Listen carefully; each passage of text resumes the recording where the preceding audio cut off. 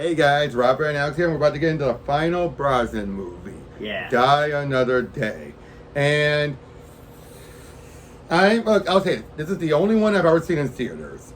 The only Bond movie I've ever seen in theaters. I don't know why I never saw the Craig ones. I have no idea. Really? You've never seen any of the Craig No, ones? and I didn't see Well, I didn't watch the Craig movies until Blu-ray, and I got the Blu-ray. Yeah, I think the only one I didn't see in theaters was Casino Royale, and Right. I think with No Time to Die, I actually saw it in a theater, but it was during a drive. It was at a drive-through, drive-in theater Drive-in? they were doing during the pandemic. Right. But I would say though, with this one, I could see why it brought an end, but but I would say part of this. This was the 20th Bond movie. It was, And they wanted to celebrate it. I think that's what the problem was. They wanted to throw in all these references as well as tell us a story and try to tell a story that could be that's going just big over the top and everything. Trying to be topical with Korea and all that. And dealing with the super. This is what I kept thinking about was GoldenEye. It was a super laser like we're going to have in this one. Yeah, freaking laser beams, man. And a freaking laser beam. I know, but I mean, if you look at it too, it might be the last Bond film for Brosnan. That's what I was thinking. But at least he got everything or nothing after. Yeah, that was a better send-off, if you ask me. Everything or nothing was a better. Even though it took the absurdity of the tech even further. Mm-hmm. I know. I mean, come on, you had a force field, ship that you had to shoot down. Everything. You had nanites and platinum tanks and everything. I know, it did go really crazy. Willem Dafoe and all that. I mean, Willem Dafoe's a great Elizabeth, Bond. yeah. Makes for a great Bond. And they connected him to Walken. Yeah. And He Jaws was my came, mentor, Jaws my came back. friend. Yeah. Yes, Jaws came back. But we'll find out. I will say though, I do know the guy who plays the main villain in this one actually voices Bond in the BBC audios they've done. Oh, that's funny. We'll see you guys then. Yep, bye. Hey guys, we just got done watching it and Oh, man. not the worst. Not the worst. I think Man with the Goalie Gun's still the worst for me. It was entertainingly bad. But even then it got to a point where it just got bad. Oh yeah, the very end of that last line. Worst innuendo. Yeah. Jinx, one of the worst of the Bond girls. Yeah. One of. Yeah. I Absolutely. still think she's above Jinx. Oh, Don't leave me. Because at least here she still did stuff. Yeah. She still took down the best evil Bond girl though so far. Would you agree with that? Was Madeline being the best, the evil Bond girl? Not counting Electra because she was the main villain. Yeah. Not counting her. Honestly, I just prefer Xenia any day. Xenia. Okay, you know what? Second, and then you're right. Xenia. I completely forgot about Xenia because Xenia. You're right. There's no competition with Xenia. But Xenia's classic. But the evil spy category, Yeah. I would say, because Xenia was not a spy. She was just a goon. Yeah. But they're giving their all, except for Halle. Halle. Here's something I've realized about Halle. She's fine. I'm sure she's fine, but it's just. Here's what I've realized about Halle Berry. She can work with what she's given, but she can't elevate what she's given. No, Never has. No. Look at all the movies she had. They've only been good if the script and writing were good. She is, I'm not saying incapable, but she has shown she cannot elevate. I mean, fine looker. Fine looker, but you know what I mean. Because you know what I mean by that, right? Some actors can elevate a bad script, like a lot of the actors here. Like I said, you could tell Rosamund Pike was trying to elevate it. Yeah. You could tell that Toby Stephens was having a blast. He really was. He was having a blast. This wasn't a super villain. Like This was a super villain. This was a full-on. I would say this, I would have rather had General Moon before he had the plastic surgery. At the beginning, he was more intimidating. Yeah. I mean, come on, him kicking that his anger therapist in that punching bag, absolutely. like, give me lectures, will you? Yeah. But again, there's elements in here that they're continuing the trend from. Let's be honest, the opening act was continuing elements from. Yeah, I think it's the opening up until After Cuba, yeah. Like everything up through Cuba was really good. It was. I'm gonna rephrase that. Everything up to the clinic. Yeah, it was really good. Can we agree with that? Everything up to the clinic was good. Once they got to the clinic, it went down off the because rails. the idea is cool, like Bond going rogue. But now, to be fair, him going rogue in this timeline is not. not the same as when Craig would go rogue. Absolutely. This is a Bond who still has connection. He still has people he can contact and everything. Yeah. And that's where I feel like they don't go very far. And even then, it's dropped halfway through, and it's kind of like, oh, that would have been interesting. You become useful. Well, it seems you become useful again. Yeah. But I mean, him being stuck for 14 months in Korea. Because you thought it was longer than that, but I'm like, no, it's well, given the rest of the movie, did it feel know. that way? Like Yeah. Icarus, it took Icarus 14 months to get built. I'm guessing. And it took 14 months for Gustav to be knighted. Yeah. I don't think they've ever taken him that quick to knight someone. I don't think so. Yeah, now... I mean, that's a big honor. That's something you don't just get, like, in a short time. Yeah, you really have to do stuff for that. Unless you donated a whole lot of money to the royal family, there's no way. The queen was never that pity, God rest her soul. She was never that, like, willy-nilly, like... I know. I'm gonna pick you, and you. Come on. No. Because if you look at that's why there are some big names, but not every big name in Britain have been knighted. I know. It's just like doing a reality show. It's like, who's gonna be knighted next? Yeah. Okay, but first we open up in Korea during the demilitarization zone, and Bond is on a case, and we get one the first time where he's had his cover blown. Yeah. I mean, again. You don't think much about his cover being blown to this degree. I mean, like usually it's a case where someone he already met earlier, like in License to Kill. He knew the guy, he saw him there, but no, this is the first time where someone's like,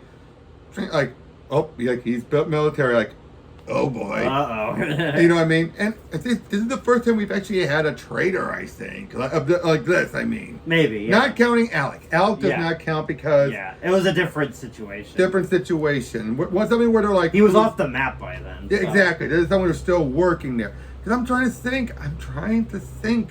Was there anyone else before this where there was a plot point of them being a traitor, not just like a brief like, oh, we're gonna try and kill you, in that moment. Yeah. I can't think of any. Yeah.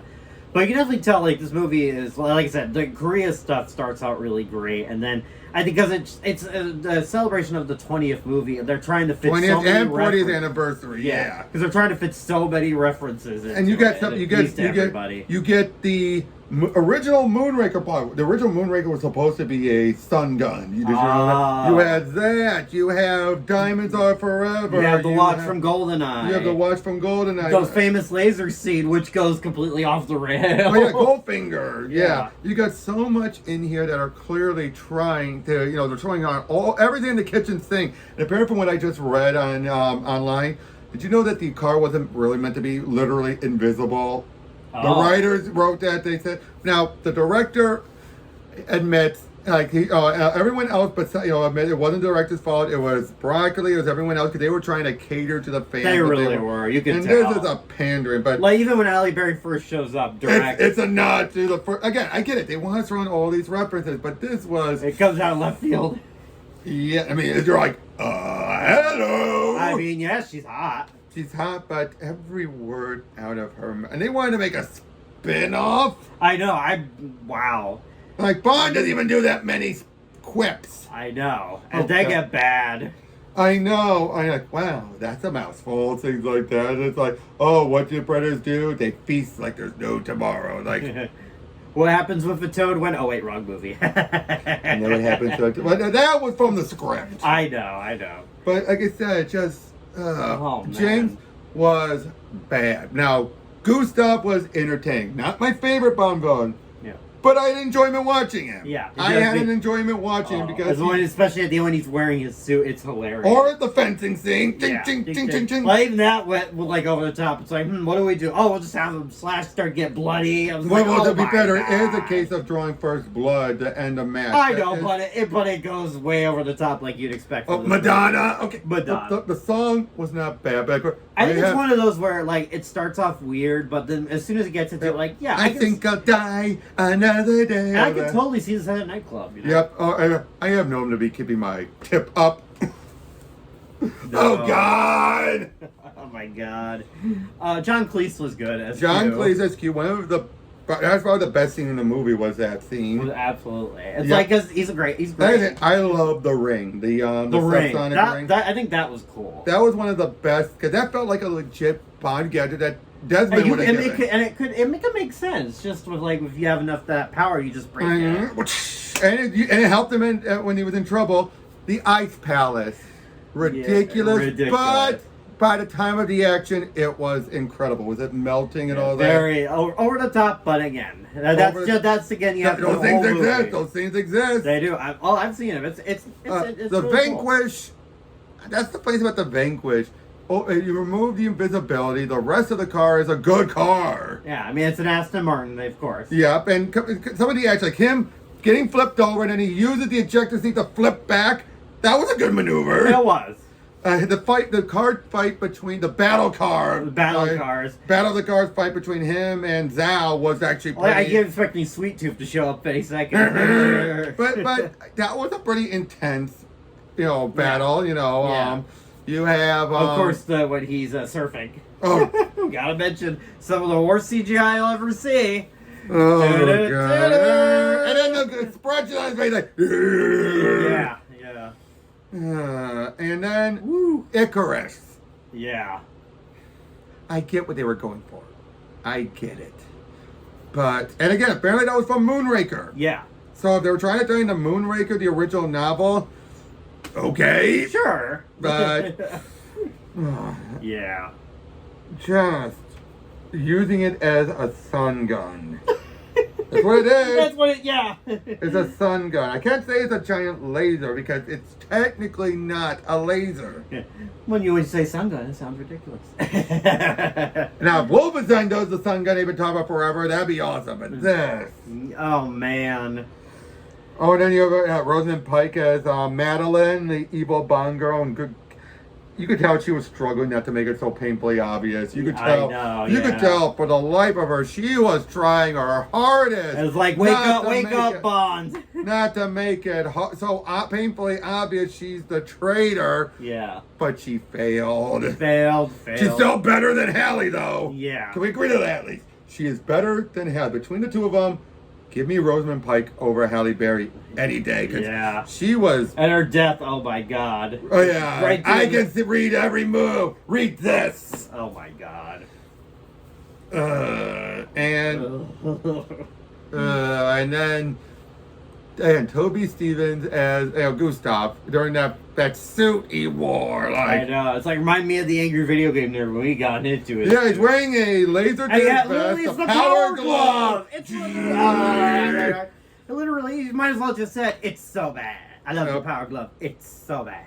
I know. I mean, I get it. You want to have... But yeah, this is where we go to supervillain territory. It really is. They've never gotten to supervillain territory. No. Like, even in the last one when the guy's like, he's so tough, and everything. That's like, not supervillain territory. Yeah. I mean, even Jaws is not supervillain territory. Yeah. This is the first time, like, he has this giant laser. Zapping people. Power! Yeah. But like Palpatine. Unlimited power. But then you're like, look, parachutes for the both of us. Not anymore. Oh my God. But anyway, you can't. But I will say, I do like that one line. You can't kill my dreams, Bond, Mr. Bond, but that my dreams can kill you. That's a pretty intimidating line. It is. All right, time to face destiny. Time to face gravity. Oh my God.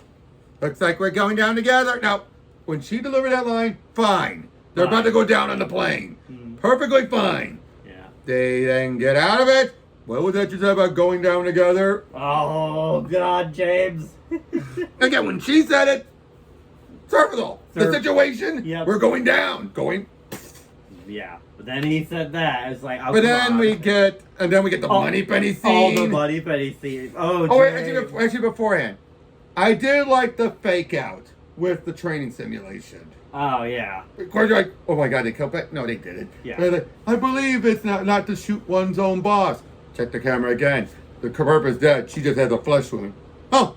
Again, like that. But yeah, very hard, isn't it? Yes. Very. I forgot that was her line. I thought it was something less innuendo-y. Yeah, no, about as innuendo-y as it gets. I thought you said very convincing is what I saw. Now that I heard the real line, I'm like, oh boy, never. I take back what I was saying about that phrase because I did not expect it to be Although Of course. for Moneypenny to do that, I know. Given how our character has been this iteration, at least. well, to be fair, this iteration was only at the I'm not doing that in GoldenEye. It seemed from afterward, yeah, they were kind of building up to something like this. Yeah.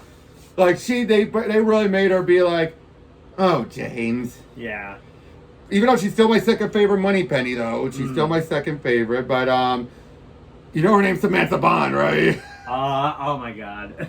I believe that's it, yeah. But then we get the worst innuendo. It's the perfect fit. No, don't pull it out. Like, you expect to hear that in Austin Powers parodying that. I mean, great, they're talking about a diamond, but yeah. What? No, yeah. I expect to hear that on Three's Company. What? Like, really? But again, we're trashing it, but I still got an enjoyment out of this. It's not like, oh, this is terrible. It's like, it's. I think it's best when you watch it with someone else because you can laugh at it. Exactly. But again, we still agree, Man with the Golden Gun is hands down the worst. It really is. Despite Christopher Lee being involved with not it. even Christopher Lee could save it. Of course, we haven't gotten to Quantum yet. You know, that's true. And we haven't gotten to Quantum yet, but not fond memories of Quantum. But we're not there yet, thankfully. But I would say this is still near the bottom of the list. Without a doubt. It's the most enjoyable. Like this would be at that threshold on the list before we get to the good ones. Could you agree with that? Because it's so entertainingly bad. Yeah. It elevates it. Yeah. I think that's what helps. Again, because you can tell that at least everyone's giving it their all. Exactly. It's not half-assed. Yeah, again, it doesn't raise it up the list. Nope. But it does put it right at that threshold between it's not the bottom. the bad ones to the good ones. It's at that threshold because it's the best of the worst. That's all I'm saying. Yeah, it's the best of the worst because it is so entertainingly bad and no one was taking it seriously. I don't think anyone was. Okay, I mean, in their performance, they were. On top of that, they know, like, but I think it's like, they knew. Right, but what the hell? Let's have fun. Let's just do it. Let's just have fun. And, we know what it is. But, except now, since we're not going to be watching it and everything, let's talk a little bit about Everything or Nothing, the game. Have you played it? Or have you watched? I think I've watched the cutscenes. It was a while ago. That was a much more. Now it felt like the next logical progression from Die Another Day. Yeah. For as far as the hard sci-fi, but still felt like a spy movie more so than this did. But yeah, it's but Willem Dafoe as a villain. I mean, you couldn't get anyone better. Yeah, but I also think it pushed things to its logical extreme, where it feels like they should end it there. Yeah. Does it feel like Bond's last adventure? No. It does not feel like Bond's last adventure, but it does feel like how can we top this without getting too absurd any further? Because you have nanobots, you have platinum tanks. Oh, but I say platinum, I keep thinking about the Avatar, with that. You have a giant force field. Looks like something out of Star Wars. Oh, yeah. Hold on. That's the thing we forgot to mention, too, with the movie. It was definitely a lot more sci-fi. Yeah. Wait, this must be a spy thriller? I just see so much... At least once we got to the clinic. From the clinic onward, it did, yeah. Yeah, Yeah, but like I said, you have Willem Dafoe playing as he's the student, the protege of Christopher Walken. Christopher Walken's character. Interesting choice, interesting way to take that. Yeah, and he basically wants to bring down the Soviet Union using these nanobots that would eat through just about anything except platinum. Mm-hmm. Because it's programmed not to eat through platinum. That's why. Yeah. And he's going to use these tanks to steamroll through the Kremlin and take over and everything. And Bond has to go and stop him. And it's... Now, granted, Bond, we go a step further than an invisible car. We get an invisible Bond. And with the invisibility suit. Let's just go full-on invisible Bond. But, again, for what it was, because they're using a game to do it, so you have to include all the other elements, it felt like a worthy send-off, more so. Yeah. I think, the ridiculous stuff in that game, it's a video game. You can kind of get away with it. You can get away. I mean, come on, look at Nightfire and Agent Under Fire. Yeah. Look at those ones. It's like, you had cloning. Yeah, cloning. That's right. And Agent Under Fire. You had flipping cloning. I know. And that though, but the nanobots from Everything or Nothing, oh, what were we getting? No Time to Die. Oh, yeah. Nanobots, not done the same way, but still, Yeah. it felt like bringing things. Yeah, like I said, it's a video. And game. because it had tanks in Russia, it felt like it was bringing things full circle for Brosnan. Yeah. And he was involved every step of the way. He actually said it felt like the next movie. Even John Cleese felt like it was the next movie. I think, and that though, Eon. What does Eon stand for? Everything or nothing. Yep. The game's called Everything or Nothing. Mm-hmm. Fitting send-off. It I do think that game is a better closing the door. Yeah. I need to actually play it. I think I own it. I have played it. I own it on my GameCube and everything, and yeah, it closes the door much better than this. This just felt fun. And the only unfortunate thing is if you're a Bond fan, not a gamer, then people like a lot of them will think that this was this one just felt like it went too over the top. I mean, it felt like going out with a bang at least, but I'll say that. I can't deny that. But I can see why they chose to do a reboot. Yeah, it was needed. They needed it badly. So next time we'll be going over. We're in the last era of Bond. The Craig era. Yep. The one that started strong and roller coaster. Oh God, yeah, did it ever? This is the biggest. I would say this. Yeah, Brosnan was. I wouldn't say consistent, but let's be honest. Even with as bad as Die Another Day, I don't think it tainted his era. Yeah. You know what I mean? It did not taint his era. Yeah. And we've had more was a yeah. But not as a roller coaster. It wasn't a roller coaster though. Yeah. But Craig is gonna be a roller coaster. It's like yay, boom, yay, strap boom. in, folks. So that's what it is. It's like high, low, high, low. Okay. That's a roller coaster. It really is. That is a. We'll see you guys then, though. Yep. Take care. Bye-bye.